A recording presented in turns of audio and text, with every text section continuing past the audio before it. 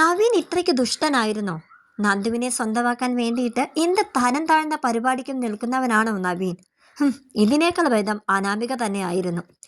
ഇന്നത്തെ എപ്പിസോഡിലേക്ക് കടക്കുന്നതിനെക്കാട്ട് മുന്നേ നമ്മുടെ ചാനൽ ഇതുവരെ ആരും സബ്സ്ക്രൈബ് ചെയ്തിട്ടില്ല എങ്കിൽ എല്ലാവരും ഒന്ന് സബ്സ്ക്രൈബ് ചെയ്തേക്കണേ. നവീൻ അനാമികയെ വിളിച്ചിട്ട് പറയാണ്, എനിക്ക് അത്യാവശ്യമായിട്ട് അനാമിക ഒന്ന് കാണണമെന്ന് ഇങ്ങനെ പറയാൻ കേട്ടോ. അച്ഛനെയും കൂടെ കൂട്ടിക്കോളൂ എന്നും പറയുന്നുണ്ട്.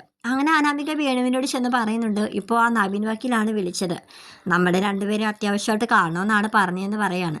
അപ്പോൾ വേണു അപ്പോൾ പറയുന്നുണ്ട് കേട്ടോ, അവൻ വിളിപ്പിക്കുന്നത് എന്തിനാന്നൊക്കെ മോൾക്ക് മനസ്സിലായില്ലേ? അനിക്ക് സ്വതന്ത്രനായിട്ട് ജീവിക്കണം, അവൻ്റെ ഒരു സുഹൃത്തല്ലേ നവീൻ. അപ്പോൾ നീ ഡിവോഴ്സിന് അനുവദിച്ചു കൊടുക്കണമെന്ന് പറയാനായിരിക്കും അവൻ എന്തായാലും നമ്മളെ വിളിപ്പിക്കുന്നത്. എന്തായാലും മോളെ, ഒരു കാരണവശാലും ഡിവോഴ്സിന് നമ്മൾ സമ്മതിച്ചു കൊടുക്കാൻ പാടില്ല. അല്ലെങ്കിൽ നമ്മൾ ഡിവോഴ്സിന് സമ്മതിച്ചു കൊടുത്താൽ നമ്മൾ ഓഫർ ചെയ്യുന്ന പണം അത്രയും തന്നെ അവരുടെ കയ്യിൽ നിന്ന് നമുക്ക് കിട്ടണം. ഈ രണ്ട് ഡിമാൻഡിൽ ഏതെങ്കിലും ഒന്ന് നടന്നെങ്കിൽ മാത്രമേ നമ്മൾ ഡിവോഴ്സിന് സമ്മതം മൂളാവുള്ളൂ. മോളെ, ഞാൻ ഇതൊന്നും പ്രത്യേകിച്ച് പറഞ്ഞ് പഠിപ്പിക്കേണ്ട കാര്യമില്ലല്ലോ എന്നൊക്കെ അനാമികയോട് പറയാണ്. അതൊക്കെ എനിക്കറിയാം അച്ഛാന്നും പറഞ്ഞുകൊണ്ടാണ് കേട്ടോ നവീൻ്റെ അടുത്തേക്ക് ഇവർ രണ്ടുപേരും കൂടെ ചെല്ലുന്നത്. അപ്പോൾ ഇവർ തമ്മിൽ കരുതുന്നത് നവീൻ ഇപ്പോൾ അനിയെക്കുറിച്ച് പുകട്ടി കുറേ കാര്യങ്ങളൊക്കെ പറയും, ഡിവോഴ്സ് എങ്ങനെയെങ്കിലും അവന് സൈൻ ചെയ്ത് കൊടുക്കണം എന്നുള്ള കാര്യമൊക്കെ നവീൻ പറയാൻ നിൽക്കുക എന്ന് പറഞ്ഞുകൊണ്ടാണ് അനാമികയുടെ അച്ഛൻ്റെയും വിചാരം. എന്നാൽ അവർ കരുതുന്ന രീതിയിലൊന്നും അല്ലായിരുന്നു നവീൻ്റെ വായിൽ നിന്ന് വന്നത്. അപ്പോൾ നവീൻ അനാമികയോട് പറയുന്നത് എന്താണെന്നറിയാമോ? ഒരിക്കലും ഡിവോഴ്സിന് സമ്മതിച്ച് കൊടുക്കരുത് എന്നാണ് കേട്ടോ പറയുന്നത്. അത് സൈൻ ചെയ്ത് കൊടുക്കരുതെന്നുള്ളൊരു കാര്യമാണ് നവീൻ ഇങ്ങനെ പറയുന്നത്. ഇത് കേട്ടിങ്ങനെ ഞെട്ടി ഇങ്ങനെ നിൽക്കുകയാണ് കേട്ടോ വേണുവും അനാമികയും കൂടെ. അനാമിക അപ്പോൾ ചോദിക്കുന്നുണ്ട് കേട്ടോ നവീനോട്, ഇതിപ്പോൾ എന്താ വക്കീലെന്താ ഇപ്പോൾ ഇങ്ങനെയൊക്കെ സംസാരിക്കുന്നതിങ്ങനെ ചോദിക്കുകയാണ്. അപ്പോൾ നവീൻ ഉടനെ തന്നെ നന്ദുവിൻ്റെ കാര്യം എടുത്തിടുന്നുണ്ട് കേട്ടോ. ഞാനിപ്പോഴാണ് അനിയെ കൂടുതൽ മനസ്സിലാക്കിയത്. അവൻ കാരണം ഒരുപാട് പെൺകുട്ടികളുടെ ജീവിതം തകർന്നതായിട്ട് എനിക്കറിയാം. അതിൽ എൻ്റെ ഫ്രണ്ട് നന്ദുവിൻ്റെ ജീവിതം കൂടി അവൻ കാരണം വഴിയാധാരം ആവാനായിട്ട് ഞാൻ സമ്മതിക്കില്ല. അവൻ കാരണം ഒരുപാട് പേരുദോഷം എൻ്റെ നന്ദു കേട്ടിട്ടുണ്ടെന്നൊക്കെ ഇങ്ങനെ പറയാൻ കേട്ടോ. അപ്പോൾ അനാമിക പറയുന്നുണ്ട്, എൻ്റെയും അനിയുടെയും ജീവിതം നല്ല രീതിയിൽ തന്നെയായിരുന്നു പോയിക്കൊണ്ടിരുന്നത്. ഈ നന്ദു കുറുകെ കയറിയതാണ് അനിക്കും തമ്മിൽ പ്രശ്നങ്ങൾ ഉണ്ടാവാൻ തുടങ്ങിയെന്നൊക്കെ ഇങ്ങനെ പറയാൻ കേട്ടോ. അപ്പോൾ നവീനുടനെ തന്നെ എന്ന് പറഞ്ഞ് നിങ്ങൾ നന്ദുവിനെ കുറ്റം പറയൊന്നും വേണ്ട, അവനാണ് അവിടെ പുറകെ നടക്കുന്നത്, അല്ലാതെ അവൾക്ക് ഒരു ഫ്രണ്ടിനെ പോലെ തന്നെയാണ് അനിയെ കാണുന്നത്, അല്ലാതെ നിങ്ങൾ പറയുന്ന പോലെ ഒന്നും അല്ലെന്നും പറഞ്ഞുകൊണ്ട് നവീൻ ഇങ്ങനെ തട്ടിക്കയറുകയാണ് കേട്ടോ അനാമികയോട്. അപ്പോൾ അനാമിക പറയുന്നുണ്ട്, എന്തായാലും ഇനി മുതൽ നമ്മൾ മൂന്നുപേരും ഒറ്റക്കെട്ടാണ് നാടല്ലേ നവീൻ വക്കീൽ പറഞ്ഞു വരണേന്ന് ഇങ്ങനെ പറയാണ്. അങ്ങനെ നവീൻ ഒരു പുഞ്ചിരി അനാമികയ്ക്ക് നേരെ ചിരിക്കുകയാണ് കേട്ടോ. അങ്ങനെ വേണു പറയാണ്, എന്നാൽ ഇനി മുതൽ നമ്മൾ ഒന്നിച്ചായിരിക്കും കാര്യങ്ങളെല്ലാം മുമ്പോട്ട് ഇന്ന് നീക്കുന്നത്. എന്നാലും വക്കീലേ, ഞങ്ങൾക്ക് അനന്തപുര തറവാട്ടുകാരിൽ നിന്നും കുറച്ച് പണമൊക്കെ കിട്ടിയിരുന്നെങ്കിൽ കൊള്ളായിരുന്നു. ഇപ്പോൾ കുറച്ച് സാമ്പത്തികമായിട്ട് കുറച്ച് പുറകിലോട്ടൊക്കെയാണ് ഇങ്ങനെ പറയാൻ കേട്ടോ. അപ്പോൾ നവീൻ പറയുന്നുണ്ട് കേട്ടോ, അതൊക്കെ ഞാൻ വേണ്ട വിധത്തിൽ നിങ്ങൾക്ക് എല്ലാം വാങ്ങിച്ചു തരാം, പക്ഷേ ഒരിക്കലും അനാമിക സമ്മതം മൂളാൻ പാടില്ല ഡിവോഴ്സിനെന്നിങ്ങനെ നവീൻ ഇങ്ങനെ കർശനമായിട്ട് അനാമികയോട് പറയാൻ കേട്ടോ. അപ്പോൾ ഞങ്ങൾക്ക് ഉപകാരം ഉണ്ടാക്കുന്ന കാര്യങ്ങളൊക്കെ നവീൻ വക്കീൽ ചെയ്തു തരുവാണെങ്കിൽ നവീൻ വക്കീൽ പറയുന്ന എല്ലാ കാര്യങ്ങളും ഞങ്ങൾ അനുസരിച്ച് കൊള്ളാൻ ഇങ്ങനെ വേണുവും അനാമികയും നവീന് ഉറപ്പ് കൊടുക്കുകയാണ്. നവീൻ എന്നിട്ട് അനിയെ ഫോൺ വിളിച്ച് പറയാൻ കേട്ടോ, എടാ അനി, ഞാൻ അനാമികയും അവിടെ അച്ഛൻ വേണുവിനെ പോയി കണ്ടിരുന്നു. ഞാൻ മാക്സിമം അവരോട് പറഞ്ഞു നോക്കിയടാ, എങ്ങനെയെങ്കിലും ഈ ഡിവോഴ്സിനെ സമ്മതിക്കണമെന്ന്. പക്ഷെ അവർ അമ്പിനും വില്ലിനും ഒന്നും അടുക്കുന്നില്ലടാ. എനിക്ക് തോന്നുന്നില്ല അവിടെ കയ്യിൽ നിന്ന് നിനക്ക് ഡിവോഴ്സ് ഞാൻ വാങ്ങിച്ച് തരുമെന്നും എനിക്ക് ഉറപ്പ് പറയാൻ പറ്റുന്നില്ലടാ എന്നിങ്ങനെ അനിയോട് പറയാണ്. അപ്പോൾ അനി പറയുന്നുണ്ട്, എടാ നീ ഇന്നലെ വരെ ഇങ്ങനെ അല്ലായിരുന്നല്ലോ എന്നോട് പറഞ്ഞത്, എങ്ങനെയെങ്കിലും നീ എനിക്ക് ഡിവോഴ്സ് വാങ്ങിച്ച് തരുമെന്നല്ലേ, ഇപ്പം എന്താടാ നീ ഇങ്ങനെയൊക്കെ സംസാരിക്കുന്നതെന്ന് പറയണേ. എടാ എന്ത് ചെയ്യാനാ, അവരുടെ ഭാഗത്ത് നിന്ന് ഒരു അയവ് പോലും കിട്ടുന്നില്ല, പിന്നെ ഞാൻ എന്ത് ചെയ്യാനാടാ എന്ന് പറയാൻ കേട്ടോ. അപ്പോഴും നവീൻ്റെ മനസ്സിൽ അനിയോടുള്ള കടും ദേഷ്യമാണ് കേട്ടോ. കാരണം നന്ദുവിൻ്റെ പുറകെ ഇങ്ങനെ അനി നടക്കുന്നത് അവന് തീരെ ഇഷ്ടമല്ല. അതുകൊണ്ട് തന്നെയാണ് എനിക്ക് നന്ദുവിനോട് ഒരു പ്രണയമുണ്ടെന്നുള്ള കാര്യം ഞാൻ ആദ്യം അറിയിച്ചത് അനിയെയാണ്. ആ ഒരു സ്നേഹം നന്ദുവിനോട് പറയാതിരുന്നത് അവൻ്റെ സ്വാർത്ഥത കൊണ്ടാണെന്ന് കേട്ടോ നവീൻ വിചാരിച്ചു വെച്ചിരിക്കുന്നത്.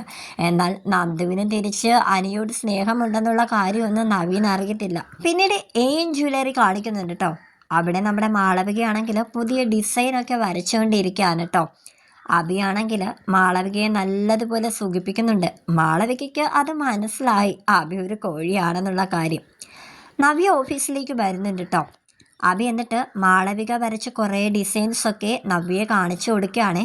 എന്നിട്ട് നവ്യയോട് പറയാണ്, നീ നയനയുടെ ചേച്ചിയല്ലേ, അപ്പോൾ അവരുടെ കുറേ വാസനകളൊക്കെ നിനക്കും കിട്ടിയിരിക്കുമല്ലോ, അതുകൊണ്ട് നീ ഈ ഡിസൈനൊക്കെ ഒന്ന് നോക്കിക്കേ, എന്നിട്ട് പറ എങ്ങനെയുണ്ടെന്ന് പറയുന്നിങ്ങനെ പറയാൻ കേട്ടോ. അങ്ങനെ നവ്യാണെങ്കിൽ ആ ഡിസൈനൊക്കെ ഒന്ന് നോക്കിയിട്ട് ഇതെൻ്റെ അനിയത്തി വരച്ച ഡിസൈൻസ് തന്നെയാണ്, അത് മാളവികയ്ക്ക് ഷെയർ ചെയ്തിട്ടാണ് മാളവിക ഇത് വരച്ച് നിൻ്റെ മുന്നിലേക്ക് നീട്ടുന്നത്, ഇതൊന്നും അറിയാതിരിക്കുന്ന ഒരു പൊട്ടനായി പോയല്ലോടാ നീ. അല്ലെങ്കിൽ നീ ഒരു പൊട്ടനായിട്ട് തന്നെ ഇരിക്കുന്നത് തന്നെയാണ് നല്ലത്. ആദർശേട്ടനും നയനയും വിജയിക്കണം, അതിനു വേണ്ടിയിട്ട് ഞാനൊന്നും അറിയാത്ത രീതിയിൽ തന്നെ നിൻ്റെ മുന്നിൽ ഇങ്ങനെ നിൽക്കും, നിന്നെ ഒരു കോമാളിയാക്കി തന്നെ ഇങ്ങനെ നവ്യ ഇങ്ങനെ മനസ്സിലിങ്ങനെ പറയാൻ കേട്ടോ. അപ്പോൾ അഭി ഇങ്ങനെ ചോദിക്കുന്നുണ്ട്, എന്താ നവ്യ നീ ഒന്നും പറയാത്തത്, ഈ ഡിസൈനൊക്കെ എങ്ങനെ ഉണ്ടെന്നൊക്കെ ഇങ്ങനെ ചോദിക്കാൻ കേട്ടോ. ഡിസൈനൊക്കെ കൊള്ളാം, എന്നാലും അറിയാലോ നയന ഇതിനേക്കാൾ മികച്ചതൊക്കെ ആയിരിക്കും വരച്ചുകൊണ്ട് വരുന്നത്, അപ്പോൾ പിന്നെ ആര് ജയിക്കുമെന്ന് കണ്ടറിയാമെന്നൊക്കെ ഇങ്ങനെ പറയണം. അഭി അപ്പോൾ നവ്യക്ക് ഉറപ്പ് കൊടുക്കുന്നുണ്ട് കേട്ടോ, ഇത്തവണ എന്തായാലും നമ്മൾ തന്നെ ജയിക്കുമെന്ന്. നവ്യാണെങ്കിൽ ആദർശിനെ കുറച്ച് താഴ്ത്തിയൊക്കെ പറയുന്നുണ്ട്. ആദർശ് അവനൊരിക്കലും ജയിക്കാനായിട്ട് പാടില്ല, അവൻ തോൽക്കണം എന്നൊക്കെ ഇങ്ങനെ പറയാൻ കേട്ടോ. അഭിക്കത് കേട്ടിട്ട് ഇങ്ങനെ രോമാഞ്ചം കൊണ്ടിട്ട് ഇങ്ങനെ പറയാണ്, ഇല്ല ഇല്ല നവ്യേ, നമുക്ക് ഇപ്രാവശ്യം ജയം ഉറപ്പാണെന്നൊക്കെ ഇങ്ങനെ പറയണം. ജ്വല്ലറിയുമായിട്ട് ആ ഒരു ഡീലിനെ ജയിച്ച ആ ഒരു സംഭവം കഴിഞ്ഞതിൽ പിന്നെ എനിക്കാണെങ്കിൽ കൂടുതൽ ടെൻഷനാണ് കേട്ടോ. കാരണം കൂടുതൽ ഭാരിച്ച ജോലികളൊക്കെ അവൻ്റെ തലയിൽ വന്ന് വീഴുമെന്നുള്ള ഒക്കെ ഒരു ടെൻഷൻ എനിക്കുണ്ട് കേട്ടോ. അങ്ങനെ അനിയാണെങ്കിൽ അറിയാലോ, എപ്പോഴും ആദർശേട്ടനെ ഡിപ്പെൻഡ് ചെയ്ത് ജീവിക്കാനാണ് സത്യം പറഞ്ഞാൽ എനിക്കിഷ്ടം. ഒരിക്കലും ആദർശിൻ്റെ മുകളിൽ ഒരു പദവിയിലേക്കൊന്നും നമ്മുടെ അനി ഇതുവരെ ആഗ്രഹിച്ചിട്ടില്ല കേട്ടോ. അപ്പം മുത്തശ്ശനോട് എന്നിട്ട് അനി പറയുന്നുണ്ട്, മുത്തശ്ശ ഇനിയെങ്കിലും തറവാട്ടിലേക്ക് ആദർശേട്ടനെയും നയനേച്ചിനെ വിളിച്ചൂടെ, നയനേച്ചിയുടെ ഡെലിവറിയൊക്കെ അടുത്ത് വരുമല്ലോ എന്നൊക്കെ ഇങ്ങനെ മുത്തശ്ശനോട് ഇങ്ങനെ പറയാൻ കേട്ടോ.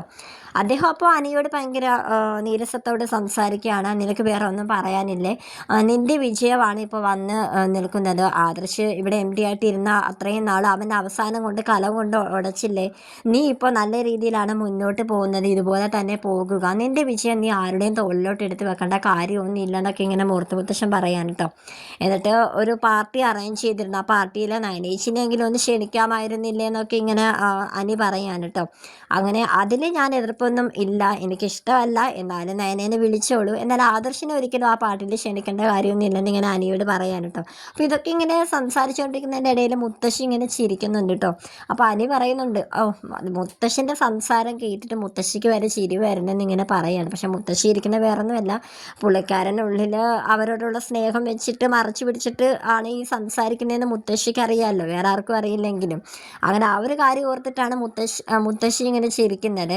അങ്ങനെ അനിയാണെങ്കിൽ ഇങ്ങനെ നീരസത്തോട് സംസാരിച്ചിട്ട് താഴത്തോട്ട് ഇറങ്ങി ഇങ്ങനെ പോവുകയാണ്. അപ്പോൾ നമ്മുടെ നന്ദു നമ്മുടെ അനിയെ വിളിക്കുന്നുണ്ട് കേട്ടോ. എന്നിട്ട് പറയാണ്, എടാ നീ എൻ്റെ ഇത്രയും നേരമായിട്ട് എന്നെ കോൾ ചെയ്യാതിരുന്നത് എന്താണ്, നവീനേട്ടൻ ഇത്രയും നേരം എന്നെ വിളിച്ചുകൊണ്ടിരിക്കുമായിരുന്നെന്ന് ഇങ്ങനെ പറയാൻ കേട്ടോ. അപ്പോൾ അനി അപ്പോഴും ഈ നവീൻ എന്താ എപ്പോഴും ഇവളെ വിളിച്ചുകൊണ്ടിരിക്കുന്നത് എന്തിനാണ്, നീ എന്തിനാ അവൻ വിളിക്കുമ്പോഴത്തേക്ക് എടുക്കുന്നത് എന്തിനാന്നൊക്കെ ഇങ്ങനെ ചോദിക്കാൻ കേട്ടോ. അപ്പോൾ നന്ദു പറയുന്നുണ്ട്, എടാ നവീനേട്ടൻ വിളിച്ചത് വേറെ ഒന്നിനും വേണ്ടിയിട്ടല്ലടാ, നിൻ്റെ അനാമികയുടെ കാര്യം പറയാൻ വേണ്ടിയിട്ടാണ്, നിങ്ങളുടെ ഡിവോഴ്സിന് അവൾ ഒരിക്കലും ഒപ്പിട്ട് തരത്തില്ലെന്നൊക്കെയാണ് പറയുന്നത്.